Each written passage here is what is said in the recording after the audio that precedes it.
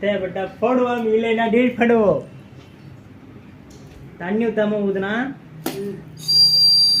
இப்படிதான் கேட்கும். தண்ணி ஊத்துனா பாப்பீங்க. இப்ப நான் பிடிச்சிக்கிறேன், எல்லாம் ஊற்றி சாப்பிடாங்க. பிடிக்குது ரொம்ப வாங்காது, தண்ணியே காணும். ஐயோ, தண்ணி நல்லா இருந்தது. பெட்ட மட்டும் நினைச்சுட்டாங்க.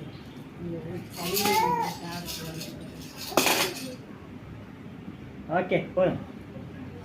ஏன் மணிக்கு வந்துட்டு அவன் முடிஞ்சு போயிட்டான். என்ன அடைக்குது? நானும் வரும்.